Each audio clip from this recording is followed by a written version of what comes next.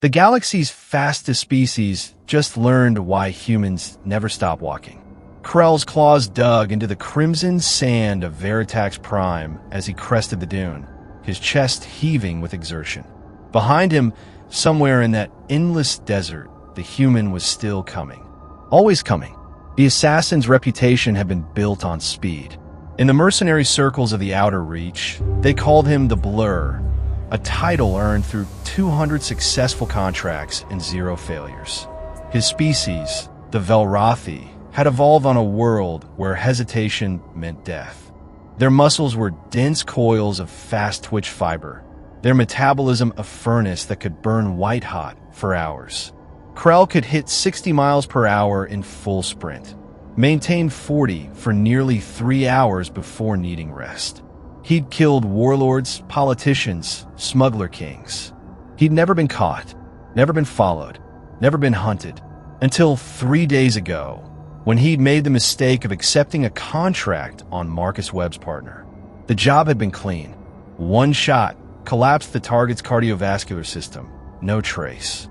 The client wanted it to look natural. Krell had delivered, collected half his payment, and disappeared into the transit networks like smoke. Then the human had found him, not through channels, not through informants. The human had simply arrived. At the spaceport on Kelvin Station, Krell had spotted him across the crowd, a tall man in worn tactical gear, sandy hair, eyes like chips of blue ice.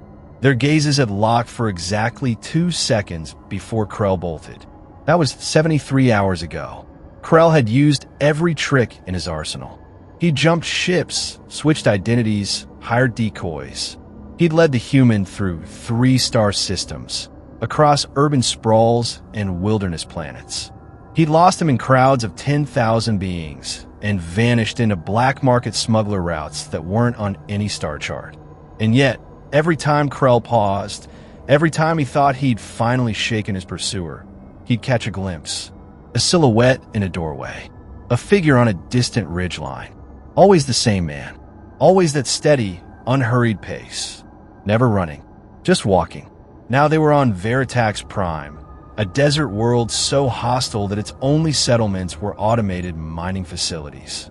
Krell had stolen a flyer, crashed it deliberately 50 miles from the nearest facility to cover his tracks, and sprinted into the wastes. His plan was simple. Use his speed to put so much distance between them that even if the humans somehow tracked him here, Krell would reach the northern facilities first, steal a ship, and disappear. For miles. That's how far ahead he'd been when he'd glanced back from the first ridge and seen the human climbing out of his own crashed vessel. For miles, on a planet where the temperature hit 130 degrees Fahrenheit during the day. No one could maintain pursuit across that distance. Not in this heat. Not at Krell's pace. Except the human wasn't trying to match his pace. The human was just walking. Krell descended the far side of the dune, his breath coming in sharp gasps. His species' metabolism was beginning to rebel. 3 days of constant flight, minimal food, interrupted sleep. The furnace inside him was burning through reserves that weren't there anymore. He needed rest. Real rest. But he couldn't stop. Not yet. The mining facility was only 30 miles ahead. 30 miles, and he'd be. The sound reached him across the desert silence. A rhythmic crunch of boots on sand. Krell's blood went cold. He spun, scanning the ridgeline behind him. There, silhouetted against the twin suns, a lone figure crested the dune. Not running, walking. The same measured pace he'd maintained for 3 days. No, Krell whispered. That's impossible. He'd run. He'd sprinted full out for the last 2 hours, pushing his body to its absolute limits. He should have miles between them. Miles. The human paused at the top of the dune, and even at this distance, Krell could see him take a drink from a canteen. A slow, deliberate drink. Then he started down the slope. Walking. Always walking. Krell ran. His legs screamed in protest as he pushed into another sprint, sand spraying behind him. The desert became a blur of red and orange, the suns beating down like hammers. His mouth tasted of copper. His vision swam. Keep moving. Just keep moving. He ran for an hour. Then another. The mining facility appeared on the horizon. Squat gray buildings shimmering in the heat. So close. So damn close. Krell's legs gave out halfway there. He hit the sand hard, rolled, tried to get up. His muscles wouldn't respond. They were done. Spent. The metabolic furnace that made his species legendary had consumed everything it could find and was now eating itself. He lay there, gasping, as the twin suns began their descent toward the horizon. He'd rest, just for a few minutes, get his strength back. The human was still far behind. Had to be. Krell had been running. The human had been walking. As the sky faded from white to orange to deep purple, Krell heard it again. That steady, rhythmic crunch. He forced his head up. The human was 100 yards away, walking. His face was sunburned, his clothes dusty, but his pace hadn't changed. He covered ground like a machine, each step exactly the same length as the last. No variation, no hesitation, just forward motion, endless and inevitable. "What are you?" Krell croaked. The human stopped 20 feet away. Up close, he looked tired. Human tired, which Krell had learned was different from how other species showed exhaustion. His eyes were still sharp. "Marcus Webb," the man said. His voice was rough, American accented. "The woman you killed?" "Sarah Chun. She was my partner. Before that, she was my friend." Krell tried to move, but his body wouldn't cooperate. You walked. For 3 days. You just walked." "Yeah." Webb pulled out his canteen again, took another slow drink. "You sprint pretty fast. I'll give you that. But you can't sprint forever. No one can walk for 3 days straight. Humans can." Webb crouched down, elbows on his knees, studying Krell like he was something interesting under glass. "You know what our trick is? It's not speed. It's that we don't stop. Ever. Back on Earth, before we had spaceships and guns, we used to hunt by just walking after things. Following them. Day after day. The prey would sprint away, think it was safe, rest. We'd just keep walking. They'd see us coming, sprint again. We'd keep walking. Eventually, they'd be so exhausted they'd just give up, lie down, wait for the end." Krell's chest tightened.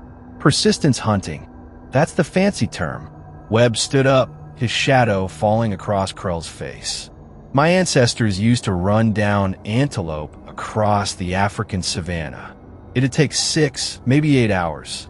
The antelope would overheat, collapse. Then it was over. I'm not an antelope." "No," Webb agreed. "You lasted 3 days. That's actually impressive. But the principle's the same. You're built for fast. We're built for forever. You sprint, you crash.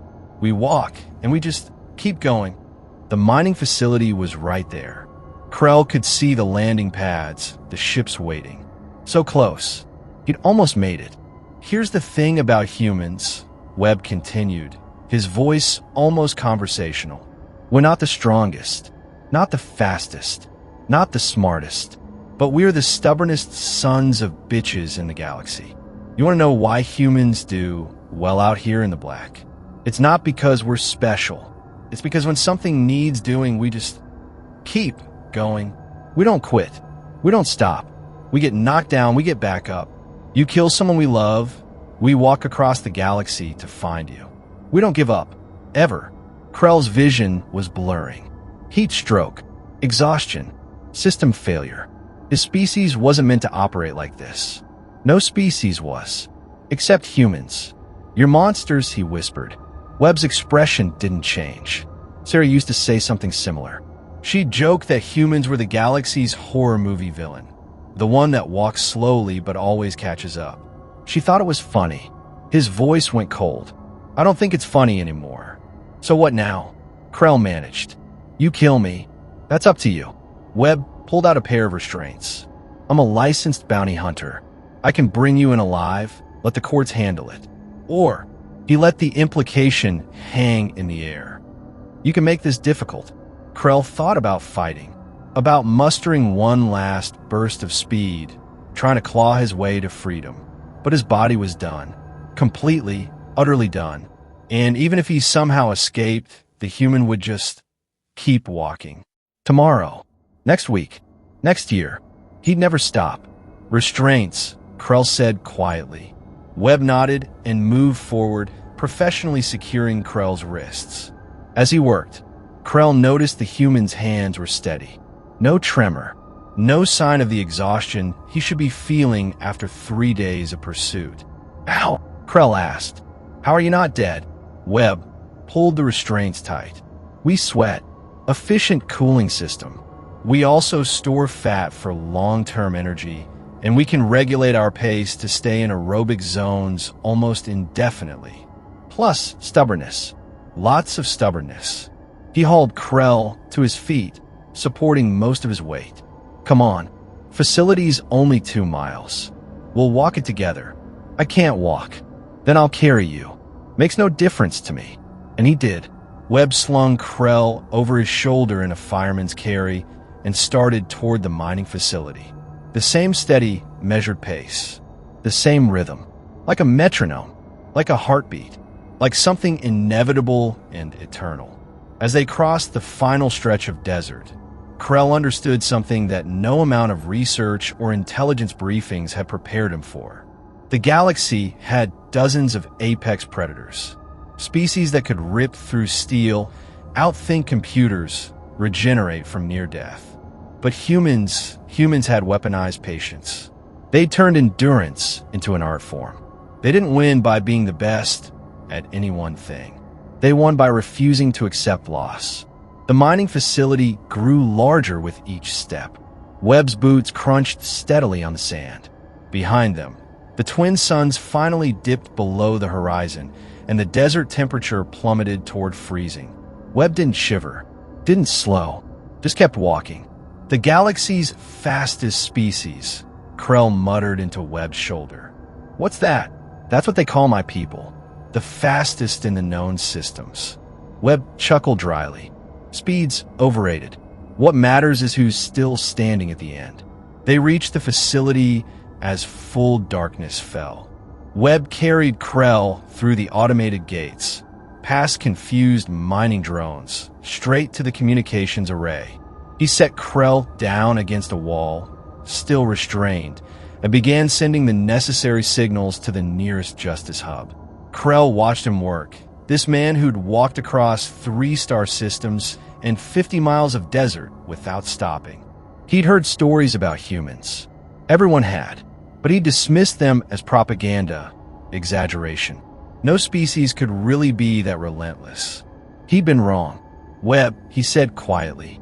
The human glanced over. "Yeah. The contract on Shun. There were 3 of us. I was just the trigger man." Webb's eyes hardened. "Names. Cyrix the Younger. Telmara Ghostai. They're the ones who planned it. I was just..." "You pulled the trigger." "Yes." Webb nodded slowly. "Names are good, though. Appreciate it." He went back to the console, his fingers moving efficiently across the controls. Krell leaned his head back against the cold metal wall. "You're going after them too, aren't you?" "Eventually. They'll run. They'll hide better than I did. Doesn't matter." Webb's voice was matter-of-fact. "I'll find them. Maybe it'll take a month. Maybe a year. Maybe 10. But I'll find them. And when I do, they'll look behind them and see me coming. Walking. Always walking." He sent the final transmission and turned to face Krell. "That's the thing about humans. We have all the time in the world." The words hit Krell like a physical blow. Because they were true, Webb would hunt the others. He'd walk across the galaxy if he had to. He'd never stop, never quit. And eventually, inevitably, he'd find them. The universe's fastest species had just learned a hard lesson.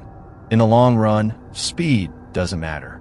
What matters is the will to keep moving when everyone else has stopped. A patrol ship arrived 3 hours later. Webb handed Krell over to the authorities, filed his reports, collected his bounty. As they loaded the assassin onto the ship, Krell caught one last glimpse of the human standing in the facility doorway, silhouetted against the interior lights. Webb gave him a small nod. Then he turned and walked away. That same steady, measured pace. Already planning his next move. already thinking about Syrinx and Telmara. Already walking. Krell closed his eyes as the ship powered up. He'd live. He'd go to trial. Maybe he'd even survive prison.